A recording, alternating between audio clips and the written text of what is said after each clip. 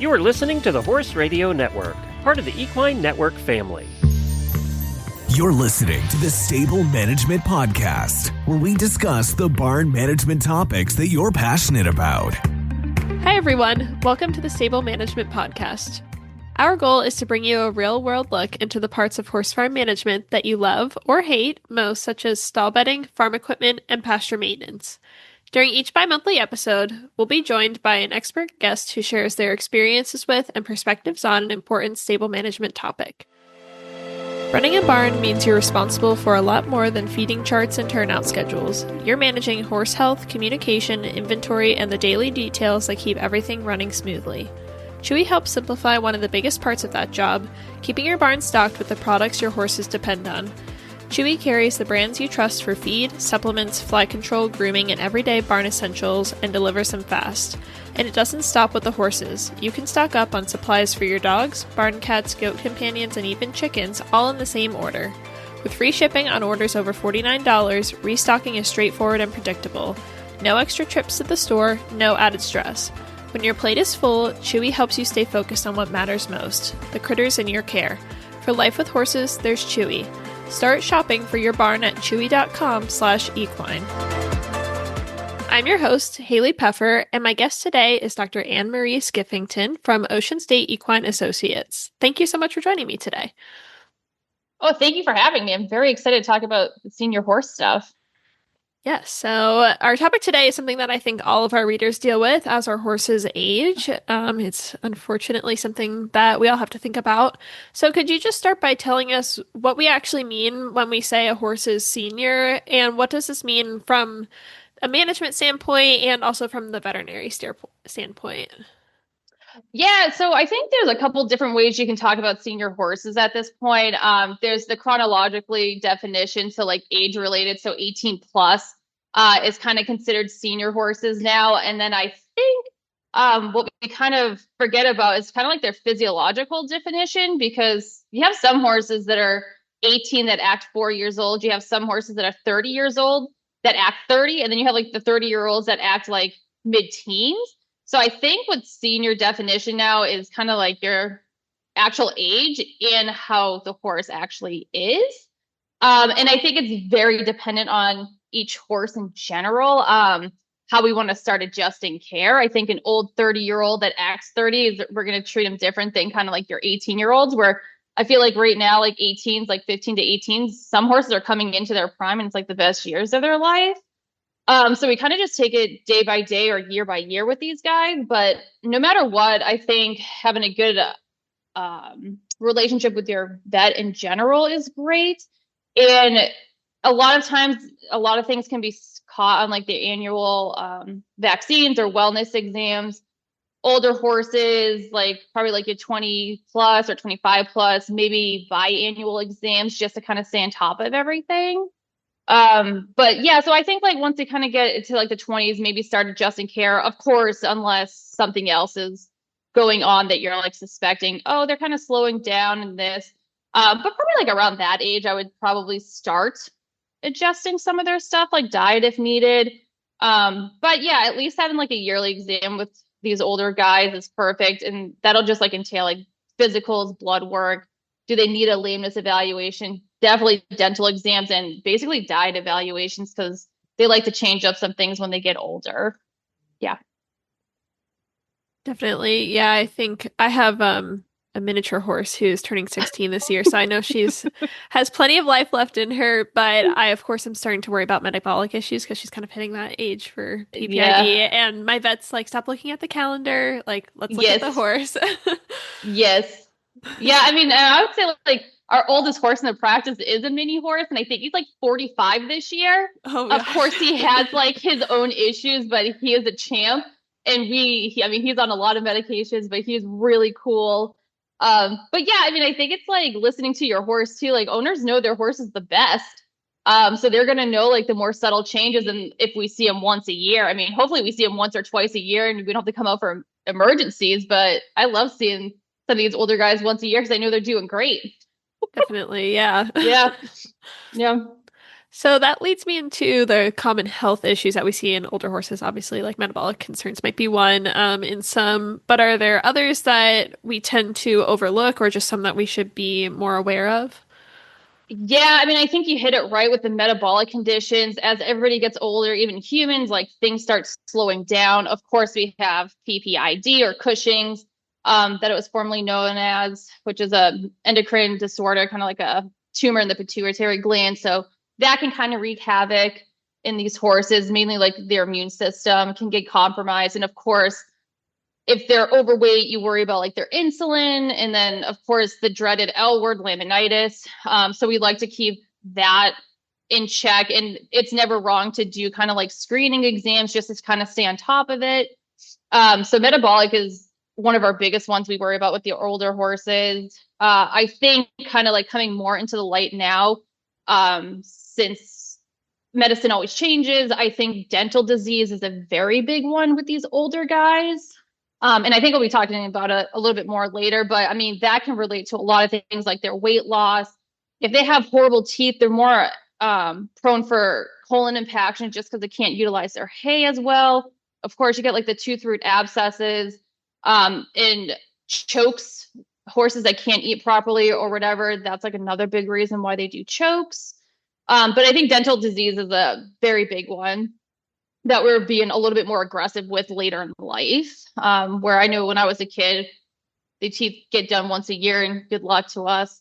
But now I think now like we're really, it's probably like the prime of like the dental stuff, and it's really cool, like all the things. And we have like boarded dental specialists and stuff, which is incredible. There's not many in the country. We're fortunate to have one locally, so we're very on top of like our dental stuff here. I think another one too is kind of like your generalized arthritis in these older guys, especially if they've had like a hard life previously.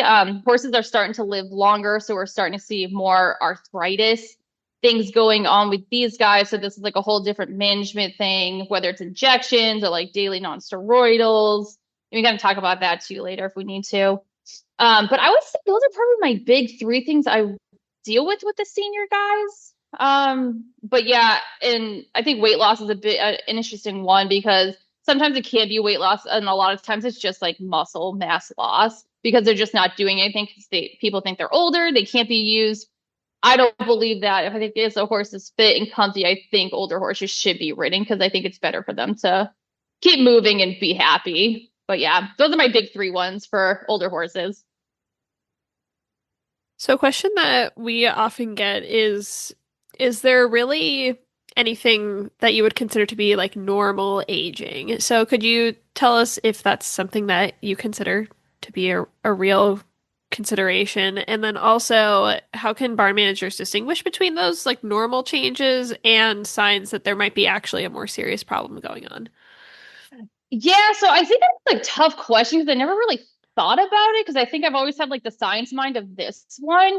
I think ultimately owners know their horses better than anybody else. They're around them typically daily and they will catch like the more subtle signs, which might not be a problem for us, but they're like, oh, they're normally like running out of their pasture or like out of their stall to go to their pasture. Now they're just walking. Why are they doing that? So, I mean, of course, we all are going to get older age. We're going to have arthritis. Is that what's going on with the horse? Or are they just like slowing down? Like they just don't need to be fresh anymore. And I do think like some of the big things that owners kind of notice the first things with the horses, I would say weight loss is a big one. And like I said before, sometimes the weight loss is truly just muscle loss. Like they're just not doing anything, which can be normal. Like, I mean, if we're not working out, we're not building muscle or anything. Same thing with the horses. So that can just be a normal age-related changes. It makes people nervous because they're like, oh, they used to look like this and now they're looking like this. So I think that's a big one. And it's kind of like reassuring. We can be like, oh, it's just muscle mass. I'm like, if we put them back in work, maybe that'll change. I think coat conditions are another very interesting one. Of course, horses are going to have, most horses, I would say, have long coats in the winter, short in the summer. But kind of when that stops changing or like they're just not shedding out as well, then that's a problem because then we start thinking about PPID or Cushing's. And then I think another big one, changes in the attitude, like I said before, like some horses fresher and younger in life, and then they kind of slow down and later in life, which can be completely normal. Or is something else going on? Like they can't run because they're sore somewhere. Are they lame? Do they have arthritis? Can they not see as well? Like, are they nervous about walking in a field and they can't see like shadows and all that stuff? But I think ultimately like, it comes down to the owners knowing their horses better than anyone. And if they have like a subtle sign, it never hurts to ring your vet, but like a lot of times they're probably going to tell you just monitor it and it'll be okay. And it's just horses getting older, you know? Yeah, I think most horse owners are very quick to stress out a little bit about our horses. Yes. Yeah, and I get it. I mean, I don't have horses right now, but I did it with my dog, and I was like, "Is this normal?" I mean, and I'm a vet, so like I should know. And I'm like, I don't know. I'm just gonna call the vet. I can't deal with this. I get that. And they tell me I'm nuts, and then I'm like, okay, I'll talk to you later. Now you understand the side of the client too. Yes. Yeah. I mean, my dog was very humbling for me being a vet, because I'm like, oh my God, is this how owners feel? I'm like, I get it now. You know, it's a reassuring moment for me. And it brings me back. I was like, I am an owner too, as well. So just a different side. Yeah, definitely. I mean, I'm sure you can relate to your clients a lot better in that way. Oh yeah, definitely. Because I mean, you can't. I mean, and they say it like you cannot think straight when it's your own animal. You really can't. Yeah. So I learned that. Running a barn means you're responsible for a lot more than feeding charts and turnout schedules. You're managing horse health, communication, inventory, and the daily details that keep everything running smoothly. Chewy helps simplify one of the biggest parts of that job, keeping your barn stocked with the products your horses depend on. Chewy carries the brands you trust for feed, supplements, fly control, grooming, and everyday barn essentials, and delivers them fast. And it doesn't stop with the horses. You can stock up on supplies for your dogs, barn cats, goat companions, and even chickens, all in the same order. With free shipping on orders over $49, restocking is straightforward and predictable. No extra trips to the store, no added stress. When your plate is full, Chewy helps you stay focused on what matters most, the critters in your care. For life with horses, there's Chewy. Start shopping for your barn at chewy.com/equine. Is there a major mistake that you see people making most often when it comes to feeding these senior horses, or do you have any advice for feeding them appropriately? Oh yeah, this could probably be a talk all in itself. I think senior horses do need a little bit more different care, and I think some owners just don't realize this. So with aging horses, I think we're really fortunate now because there's 1,017 different grains out there for all different walks of life. And we have a ton of senior grains now. So I think the biggest thing with the weight loss and all that stuff, or muscle loss, is not feeding an easy digestible or palatable grain. A lot of the senior grains will kind of like disintegrate with like very barely any water or like saliva, basically. So if the horses can't chew it, can't utilize it, they're going to lose weight. Same thing with the hay.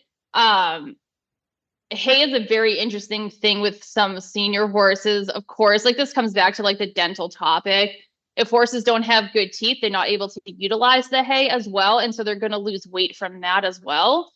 And then that just turns into like, it's going to be a choking hazard. If they're quitting their hay, they're going to be dropping it. They're going to be swallowing big clumps, choking. They're supposed to be able to grind that stuff up and make it have so much surface area so their entire body can utilize everything. When they can't chew properly, that's not going to happen. This also increases the risk of like your large colon impactions, which that's not fun at all. So I think by correcting some of that stuff, whether you do like your soaked cubes, because those are like short stem fiber, soaked being the key word, because that's again another choking hazard, but they'll be able to utilize that. They don't have to chew it as well.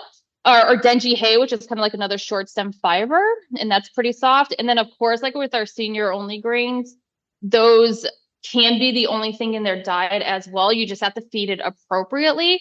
Horses shouldn't get any more than 5 pounds of grain in any one meal. So like if some horse has to be on like, for instance, 15 pounds, you got to split that up into multiple feedings. Also, they are grazers, so you want something in their stomach all the time to prevent like ulcers and all that stuff. And their bile acids secretion is 24/7. They don't have a gallbladder. They don't have a way to store it. But I think we're fortunate because we do definitely have horses just on senior only grain, and they look incredible. Like their weight's beautiful. They don't colic. But I think just trying to figure out when to switch to senior if they need to. A lot of them have high fat, high protein. But yeah, I think just that diet, we're very fortunate to have, like I said, 1,017 different grains that we can kind of pick from. And of course, like with your metabolic horses, we're worrying about different percentages of your non-structural carbohydrates.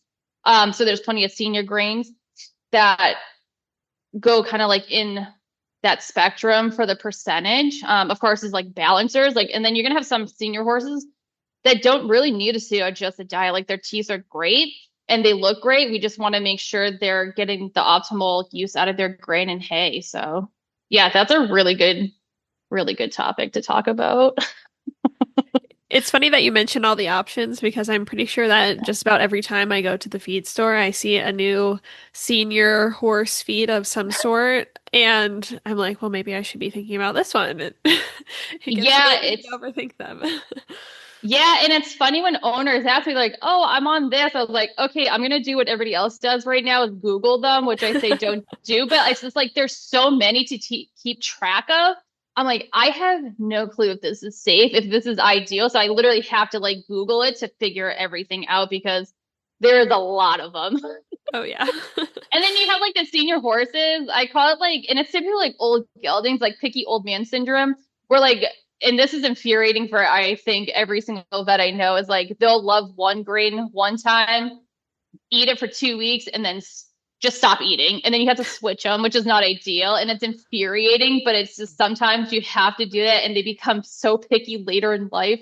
I don't know why. It's infuriating. And I feel bad for everybody involved because everybody's like, they're not eating. Are they colicking? Are they doing something else? Are they choke? Like whatever. I was like, I think they're just being picky old man. And typically I was like, feed them something else and they gobble it up. Quick fix, but it's infuriating. And I will say 95% of the time it is a gelding. Not a mare. That's so does funny. That. Yeah.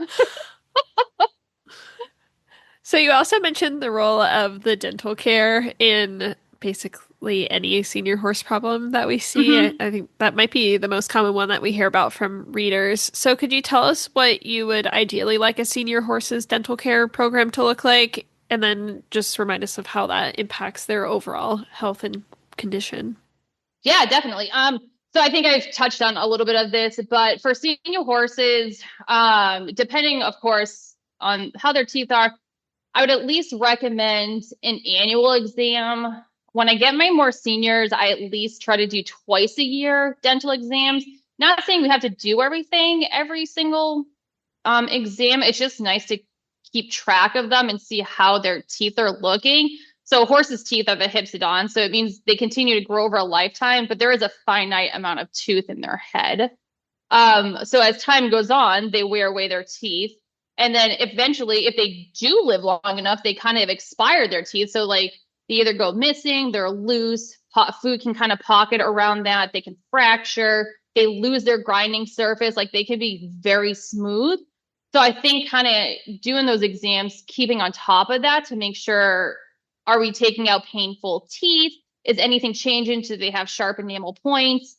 I think that is a really good way to kind of stay on top of it. Of course, some horses need like every 3 months to deal with some different things, but a lot can change in 6 months as well. And so typically, like if we go to like a senior horse and they're kind of like not eating or they're having like that is like one of the first things we do at the exam is sedate and do a sedated oral exam to see if there's anything in there. Of course, there could be foreign bodies and stuff in there. But they love to lose their teeth later in life and they're pretty wiggly. That can be painful in itself, especially if they're eating. They can have root problems. So like if they have diseased roots, that just leads to like another source of infection. So like your tooth root abscesses, they get nasal discharge. Those horses need their teeth taken out. So then once you take out a tooth, their corresponding lower or upper tooth has nothing to grind on. So you have to stay on top of that to prevent like the overgrowth of the corresponding tooth. And then of course, as time goes on, different teeth kind of lose their grinding surface at different timings. So they can get a thing called a wave mouth. So some teeth are overgrown because their other ones are completely worn away, and like vice versa. So we like to try and keep them as comfy as possible, keep their mouths as comfy as possible and looking and feeling their best. And of course, they can get all sorts of things in there, like they're eating from the ground. They can get foreign bodies in there. They can definitely get ulcerations in there. The other thing that we're keeping an eye on are their incisors. As they can get older, they can get a disease called EOTRH. It's a very long word. It's equine odontoclastic tooth resorption and hypercementosis. So in layman's terms, it's like a destruction of your tooth surface or structure, and then they lay down abnormal cement like around their roots. This is incredibly painful for horses. And we typically see it in older, like probably like 15 plus horses, kind of like the beginning signs of it. All sorts of breeds can get it. But it is something we do keep a very close eye on because there's not really like a good treatment. The only treatment typically is to extract all those incisors. And before everybody's like, oh my gosh, how do we do that? Like the horse, like quality of life. I'm like, I will tell you, the horses that get their diseased incisors taken out are a lot happier than having the painful teeth in them. Like they can survive without their incisors. They do great. They're very happy. A lot of horses hang their teeth, their tongues out. So that looks really cute. So EOTRH is like another one that you could have like your own talk about, but that's something we're always staying on top of. We can x-ray everything to see how those are looking. But we do, and it's a really important, and that's like another big quality of life thing is if the EOTRH is not handled, I worry about their quality of life because it is that painful. Just imagine having like a toothache 24/7 for months and months and months at a time. And it's just like not fair to them to put them through that. I do think their teeth are obviously very important to the condition of the horse. Some of our oldest horses that I've seen like in our 40s, I am not kidding you, the ones that look like they're in their teens, their teeth are absolutely pristine that I have seen. They're absolutely incredible. I mean, we have the 40-year-olds or the 30-year-olds that definitely look like they're in their 30s, and typically their mouths are not as happy. But the ones that are pretty ancient but look like they're not, their mouths have been so beautiful. And I don't know if that's just like good breeding or they're just lucky. I would say the older horses that we have all been like Arabians. I don't know if they hold the key to immortality in their teeth, but they are absolutely incredible. So I think teeth are just important for the condition of the horse. The better the teeth are, the better the management and care is. I think the better and longer our horses are going to live, honestly. And I think we're starting to see that. Like we definitely have horses in our 40s, which is incredible. Like we used to think 20s, 25 or like kind of like, oh, this is it. But like not really anymore. Like I still have a horse that's being fully worked at 31 and she didn't want to stop. I mean, she has other stuff going on now, but like I think it's incredible that we're having these horses be older and they're very cute when they get their little like gray crowns in their head and their forehead and stuff like that. So yeah, teeth are great and very important. It's funny that you mention Arabians because I grew up riding Arabians, and I swear we had so many ancient Arabians, and they all did very well and were happy being ridden and even showing a little bit. Yeah, no, they're incredible. I mean, I know some people, they give them a bad rap, but they can be spicy, but they are awesome, and they can live for a very long time. Also, they have great feet, so yeah. I love them. I love it. Yeah, like our oldest one he was a 43-year-old stallion, never bred or anything like that, but he was a really cool horse. And his teeth, I don't think I ever sedated him because he didn't need to be, but I could do everything without drugs. And I looked at his teeth and I was like, oh my gosh, I mean, beautiful. Like it was like a 10-year-old mouth. It was beautiful. Incredible. Arabians are awesome. They are cool. I might be biased though. Yeah, same. Oh. So let's talk a little bit about endocrine problems. We mentioned them a little bit, but I think that's something that a lot of our readers are struggling with their horses, honestly, of all ages. But I know they become more common as the horse ages. So could you tell us how we can manage those horses and balance treating them with also, giving them some sort of quality of life, being able to be turned out and socialize and that sort of thing.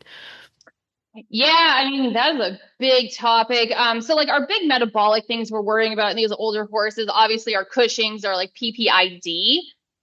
We have some good testing for this. Of course, probably what I say now is going to change what we're going to hear about in 2 to 3 years, because that's just how it goes right now with the endocrine world. So you can definitely start testing them as early, I mean, probably late teens as you want. And I would say we have 2 different types of tests you can test for. They're both blood tests, your baseline ACTH, and then we have another more specific test called the TRH stim. That one catches like your more like subclinical signs. And so those are my go-to, like if it's a younger horse, I'm worried about it. Like, are they starting to get some weird things? I will jump to that. So it's just a baseline ACTH, you give the TRH, and then in 10 minutes, you just pull another blood draw. That's it. And then you kind of have like your little chart of values that are good, bad, in the equivocal range. And then kind of once we get that, we'll kind of adjust diet. A lot of times we're testing for PPID and insulin resistance at the same time, which again, there's a couple different tests you can do that. A lot of it is just blood draws, or you can do the glucose test where you give glucose and then you take blood at certain points and see how their body is responding. There are a lot of labs that are very specific for the insulin and metabolic stuff. I feel with the metabolic, a lot of things are diet, because nobody wants to deal with laminitis. Like, you don't want to deal with it. The horse doesn't want to. We don't. But it is a big thing with these metabolic horses. And of course, metabolism slows down later in life too. So like something starts to become a more easier keeper. So they're overweight and you're like, oh gosh. And so like, are they just overweight because you're feeding them too much, or is there something else going on and we need to truly very much worry about it? Of course, you have like the breeds that are just easy keepers, like you save food and they just blow up and they're huge. Like your drafties are easy, like your drafty ponies, like your Fiorgia Halflingers, all that stuff. Morgans, I mean, you have like some breeds that are definitely more disposed to having like the metabolic issues. But as far as like management goes, I think at least knowing your baselines, especially with like spring and fall time, like my metabolic, like insulin resistant horses, those horses are not allowed to be on grass right now. The sugars are just so high. I'm sure we're going to have an uptick in laminitis, and we all in the spring, and we always have an uptick in the fall as well because of that. It's just like the sugars are out of control, and especially if you have a horse that's kind of like teetering on it, on the verge of being insulin or high insulin, they're going to get laminitic, and I'd rather prevent it than have to deal with it. Of course, some farms are not set up that way. So like if you do have kind of like an easy keeper or anything like that, you can put them on a dry lot so they're not exposed to grass, but some farms, they just have grass fields. And with those horses, you can kind of adjust what times they go out on the fields for like when it's like the lowest sugar content. And I would definitely put them in grazing muzzles, as much as I think that's like a whole like controversy type of thing, but it really does reduce the amount of sugars they can get in the grass. And then there was a study that was, you have like lower insulin spikes the slower you eat. And it was like a very interesting topic to me because I never thought about it that way. So how fast they can intake kind of also helps with like regulation. And of course, like with your overweight horses, like the things we always kind of forget about, especially like when they're actively laminitic, is like to help with weight loss, to help like with metabolism, exercise them. Even if you can't ride them, lunge them, do something, take them for hand walks, keep them moving is not only good for their body and arthritis and all that stuff, but for weight and metabolism. And then they also have like a sense of purpose too. And it's really fun. I mean, I like working horses. But yeah, and I think as far as, of course, it's also owner management and compliance and stuff like that. It's a ton of what management we can do and what medications we can do and all that stuff. So having like a really good conversation with owners about diet, changes in turnout or anything like that once we do have a diagnosis is really important. Like a lot of times I go to farms and I'm talking to them more than I'm working on the horse, just so we can kind of get a baseline. What can the owners do? What can they not do? how can I adapt it we have the best outcome for that horse. And then like, you can also just talk about this regular too, like at your spring or fall wellness stuff like that too. We can always talk about senior horse care. What can we change? What should we run? Or if there's something is like jumping out to me, I'm like, do we need to add anything in? Like, is there muscle loss because like they're not on grass and they need a vitamin E supplement? So do we need to run that? I always typically run vitamin E's as well, because I think that's another source for muscle loss, especially if we're not having these horses on the grass, where they can get most of their vitamin E. So it's a lot of blood work and a lot of talking for your endocrine horses. Definitely, yeah. Yeah. Oh God. And I always want to like set people up for success, like not failure. Like no one's perfect. We all have lives. We all have jobs. So we need to set up what we can do for the best interest of the horse without setting the horse back because you feel like you can't do everything for it. Like we can adapt. You can adapt. We can get through it together. So like owner compliance is a big one as well with these senior horses. Definitely, yeah. I mean, even with my two minis that, live at home with my parents, they actually live at their house, so my parents will help me out with some of it. But we spend a little while, looking at everyone's schedules. Okay, what can we do? Mm-hmm. They're on a dry lot, but obviously, they need something to be moving through their system. So it took us a little while of playing around with how we were feeding them, but we were able to work something out that, worked with everybody working full time. Yeah. Definitely doable. You just have to get creative. Yes. Yeah. I actually love like problem solving for people. And I was like, can we do this? They're like, no. I'm like, all right, then we'll just try something else. Yeah. Yeah, it's a tough one, especially like when people have like weird schedules and stuff. It's just so tough, especially then like if you start like medications and everything has to be timed. I'm like, this has to be given here. This has to be given here. I was like, I'm sorry, like it stinks, but if you can't do it, like no one's perfect. We're gonna try and do the best that we can right now. Yeah. Yeah, it's tough. So my last question for you today is about end of life decisions, which is unfortunately something that we all have to think about. And personally, I always want to think about this before I'm in a dire situation where a quick decision needs to be made. So could you tell people who are planning for this what factors they should be thinking about to ensure they're prioritizing their horse's quality of life? Yeah, I think this is a really good and tough question to answer, but I think it's one that needs to be answered. And I have this talk with a lot of owners, especially like senior horse owners. Kind of some of the big things, obviously, it's like quality of life for the horse. And I think that's going to be very dependent on each horse individually. And so when I have this conversation, I think it's very important for owners to understand, like, we are here for you and the horse.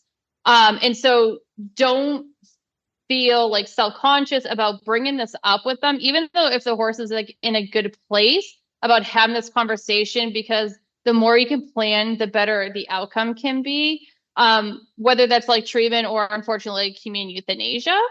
So I just want owners to understand that, especially with me, like there is no judgment on me. And I always say I'd rather have a horse go a week too early than a day too late. Nobody wants to make these decisions during a very stressful situation, which of course, fortunately, that is part of this whole ownership and all that stuff. Like, we still have to make those tough decisions, but if we can kind of plan for them, I think that's a better way to be, especially with these senior horses. So as far as like a quality of life talk with owners and the senior horse, I think it's very important for owners to honestly make a list of important qualities that they think contribute to the good quality of life for their horse at question. If you're going to have a spicy horse, even spicy later in life, and they're going to have to be on stall rest for the rest of their life for whatever reason, is that something that you can live with and the horse can live with? I don't know. Like, you know the horse, I know the horse. I mean, you know them better, but like, is that a good quality of life for that horse? So I think coming up kind of with a list of things that are important to you and the horse is very important, because like this is like essentially why they should be alive and still around. And then, so after that, if we're thinking about their quality of life, I also have owners make a calendar for their horses.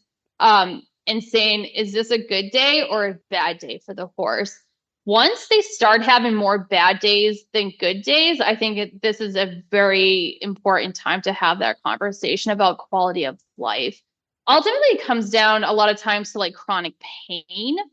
I don't think a horse that is walking lame has a good quality of life. Like if you can't even walk comfortable, I don't like keeping them around because they can't talk to us, but like also I'm an advocate for these horses. And so if they can't walk sound, I have a really tough conversation with the owner about the horse and like what can we do? Of course, like we can put them on medications, and if they're starting to be more comfy and sprightly, then we just kind of pivot. It's completely fine. And a lot of this is just like pivoting, see what we can make comfy, and all that stuff like that. But like we do have horses that have kind of like the chronic painful eye conditions. If there's no option of enucleation, which is like taking the eyeball out, or if they're just not a good candidate, again, I don't want them to be painful for the rest of their life either. Like imagine just having like a really painful eye, living with that. Like I'm assuming horses probably get like sinus pressure and headaches, but I mean, I have no clue how you would test for that. But like same thing with humans, like eyeball stuff hurts a lot. So if I can't keep these eyeballs comfy, I either take them out if I can, or again, I have another conversation with the owners. Like this is not fair to the horse. And a lot of owners are understand, like they don't want pain for the horse and stuff like that. We have like some chronic neuro conditions, especially like your sidewinder horses that kind of do like the crab walk. They're comfy until they're not. And we don't have like a full understanding of why horses do this. But I have also seen the worst side of things where these horses, like they get so bad, they just start spinning in circles. Again, is that fair to the horse? Absolutely not. And again, like I talked about this earlier, is like your EOTRH, like the incisor disease, that's painful. I think it can be another conversation with the ERTRH is a lot of owners can be pretty resistant to taking incisors out of the horses. One, because they don't think they can live without their incisors. Two, typically these horses are older and it's a pretty good surgery, but I mean, it takes probably at least a couple, 2, 3, 4 hours to do. It's a standing surgery for most of them. And then I think like a lot of the mentality with owners can be like, oh, they're so old right now, like they could just die tomorrow.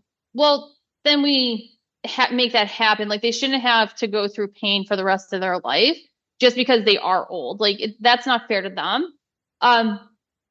So quality of life is very important. And you can have that talk with your vet anytime. Like you can do it in an appointment. You can call them on the phone. I've had plenty of owners just call me because they're nervous about talking at an appointment in front of other people, which is completely understandable. It's a very sensitive topic. I do think in the veterinary community, we are fortunate to be able to euthanize animals just because we can prevent suffering. And euthanasia is a whole nother talk and how peaceful we want horses to go. I always have these conversations with the owners before we do anything. Most unpredictable part is them laying down. So some owners don't want to be present for that, and that is completely fine as well. But I think having like a really good relationship with your vet and understanding what you think a good quality of life for your horse is. And you might also, with the owners, they might also overlook things that I would say this is not a good quality of life, and they just don't know. Like the owners are just like not educated enough to know that this is not normal for the horse. This is not an appropriate situation for the horse. We need to kind of have that conversation sooner rather than later about what we're going to do with the horses. And then I would say fall time is a really tough time for equine vets in general, because the last thing owners want for their horses, especially the ones that have arthritis, difficulty getting up, rolling, slipping on ice, is the last thing they want is their horse to be down and stuck and have to make that decision then. So we do have a lot of fall time euthanasias. And so they'll give them a great summer, knowing this is probably going to be their last summer. And in the fall, we pick a good day and we euthanize them. So we don't have to have the horse stress, the owner stress if they go down in the snow. Of course, like this is all like relative to like your geography, because I live in the Northeast. But those are really sad to do, like the down horses, and the horses are struggling. They're really tough. The owners are struggling. But I think kind of knowing your horse too. And then I've definitely had like fall euthanasia is canceled because they kind of do like a rebound, and we hope that they make it through the winter, and a lot will do. And then some we're kind of like, we probably should have done this, but of course I don't have a crystal ball to tell you. But again, I would rather euthanize a horse on a happy day. As sad as it is, I think it's just a lot more peaceful for the owners and the horse knowing this was peaceful. It's sunny out. They were grazing. Like, and you can have like these horses that are chronic laminitis and you're like, this is going to be their day, is what it is. They're out in a field eating grass for the rest of like their days. Like, it is what it is. That is good for them. But like, it's a means to an end, unfortunately. But I think the most important things is make a list of things that you think are important qualities to have for the horse and what you think makes them have a good quality of life. And then start making a calendar if you feel like they're having good and bad days. And if they have, again, more bad days than good, I think it's more, we kind of have to push this up a little bit further just because they shouldn't have more bad days than good. And that could take years too. Like it's fine. But yeah, those are my big ones as far as end of life decisions for horses. It's a really sad topic, but I think it's a necessary topic no matter what. Yeah. I love the idea of the calendar because I mean, it's a difficult decision to make. It's hard to make any decisions, especially when it's so emotional. But I like the calendar because you can see very clearly what's going on. And, because you might remember something differently that happened a couple of weeks ago, or, you might see him looking great this morning and not great the next morning. So I really like that idea. It helps you to make a difficult decision maybe a little bit easier. Yeah. And it's just like a visual reminder too. You could even put on the calendar, like happy face, sad face. And you're like, oh, and like, of course, like we always forget, like, especially with good days, you always kind of forget about the bad days, because you're oh, yay. But then you're like, oh, but this bad day was a really bad day. So of course, like good always outweighs the bad. But once you start seeing like more sad faces on the calendar, you're like, is this fair to them? It's really tough and it's really sad. Yeah, absolutely. Yeah. That's all the time we have for today, but it's been great talking with you, and I hope that this information has helped our senior horse owners or horse owners who will have a senior horse in the future. Yeah. Thank you for having me. That was a blast. Yeah, of course. And thank you all for listening today. Please remember to like this podcast, subscribe, leave a review, and recommend the Stable Management Podcast to a friend.